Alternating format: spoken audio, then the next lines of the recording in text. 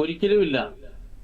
2019 വരെ ഇടുക്കി ജില്ലയിലെ ജനങ്ങൾക്ക് നിർമ്മാണ നിരോധനം എന്ന് പറയുന്ന ഒരു സംഭവത്തെക്കുറിച്ച് അറിയില്ലായിരുന്നു.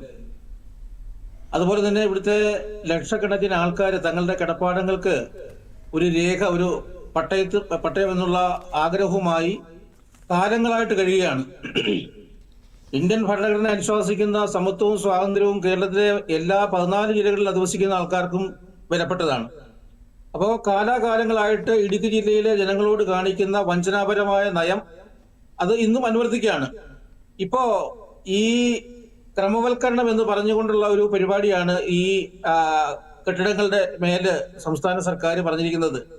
2024 ജൂൺ മാസം 7 വരെ ഇവിടെ പണി തീർത്തിട്ടുള്ള കെട്ടിടങ്ങളെ ക്രമവൽക്കരിച്ച് കൊടുക്കുക എന്നാണ് പറയുന്നത്. അപ്പോ ഇതിന് ശേഷമുള്ള, അതായത് ഈ 2024 ജൂൺ മാസം 7-ാം തീയതിക്ക് ശേഷമുള്ള നിർമ്മിതികളെ കുറിച്ച് ഒരു കാര്യവും പറയുന്നില്ല. ഈ ക്രമവൽക്കരണം എന്നതുകൊണ്ട് എന്താ ഉദ്ദേശിക്കുന്നതെന്ന് അത് മനസ്സിലായില്ല. കാരണം ഈ എത്ര നിർമ്മിതികൾ ഈ ജില്ലയിൽ നടന്നിട്ടുണ്ടോ ആ നിർമ്മിതികളെല്ലാം തദ്ദേശ സ്വയംഭരണ സ്ഥാപനങ്ങളിൽ അപേക്ഷ കൊടുത്ത് പെർമിറ്റ് മേടിച്ച് നിർമ്മാണം നടത്തി അതിന്റെ ടാക്സ് അടച്ച് സെസ് അടച്ച് അതുപോലെ തന്നെ ലേബർ സെസ് ഉൾപ്പെടെയുള്ള എല്ലാ കരവും അടച്ച് ആൾക്കാർ കാലാകാലങ്ങളായിട്ട് ഉപയോഗിച്ചു വരുന്ന ബിൽഡിംഗ് പോലും ഇനിയും പുതിയ ഈ ക്രമവൽക്കരണത്തിന്റെ ഭാഗമായിട്ട്, ചട്ട ഭേദഗതിയുടെ ഭാഗമായിട്ട് വീണ്ടും അതിന് അപേക്ഷ കൊടുത്ത് അതിന് വീണ്ടും ഫീസ് അടച്ച് വീണ്ടും അതിനെ നിയമസാധുത കൊണ്ടുവരുന്ന ഒരു വലിയ തട്ടിപ്പാണിത്. ഇത് ജനങ്ങളുടെ മേൽ അടിച്ചേൽപ്പിക്കുന്ന വലിയ ഒരു ശിക്ഷയാണ്.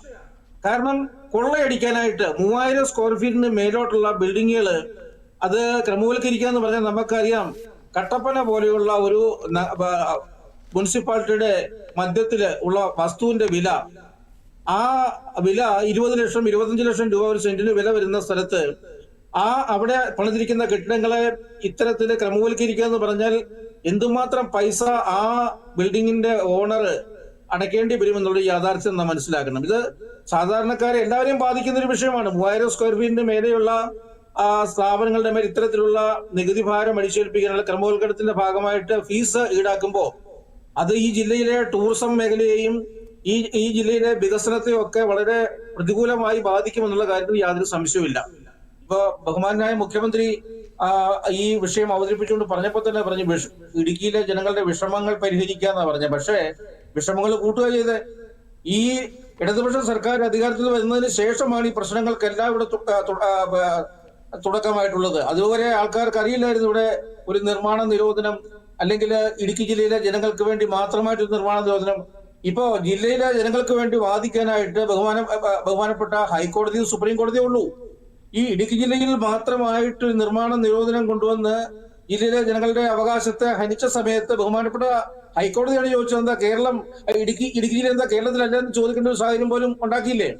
അപ്പൊ ഇടുക്കിയിൽ മാത്രമായിട്ട് ഈ നിർമ്മാണ നിരോധനം അല്ലെങ്കിൽ പ്രശ്നങ്ങൾ ഒതുക്കി നിർത്താനായിട്ട് സംസ്ഥാന സർക്കാർ ശ്രമിച്ചതിന്റെ ഭാഗമായിട്ട് ഹൈക്കോടതിയും ബഹുമാനപ്പെട്ട സുപ്രീം കോടതിയും എല്ലാം ഇടുക്കി ജില്ലയ്ക്ക് മാത്രമായിട്ട് അങ്ങനെ നിയമം പാടില്ല, ഇത് സംസ്ഥാന വ്യാപകമായിട്ട് ഉള്ളൊരു നിയമത്തിന്റെ ഭാഗമായിട്ട് അത് ഇടുക്കിയിൽ മാത്രമാക്കാൻ പാടില്ല എന്നാണ് പറഞ്ഞത്.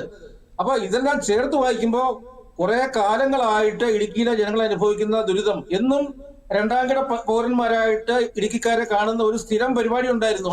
അതിപ്പോഴും തുടർന്നുകൊണ്ടിരിക്കുകയാണ്. ഈ നിയമത്തിലും അതാണ് കാണുന്നത്. ക്രമവൽക്കരണം എന്ന് പറയുന്നത് ഇത് ശുദ്ധ തട്ടിപ്പാണിത്.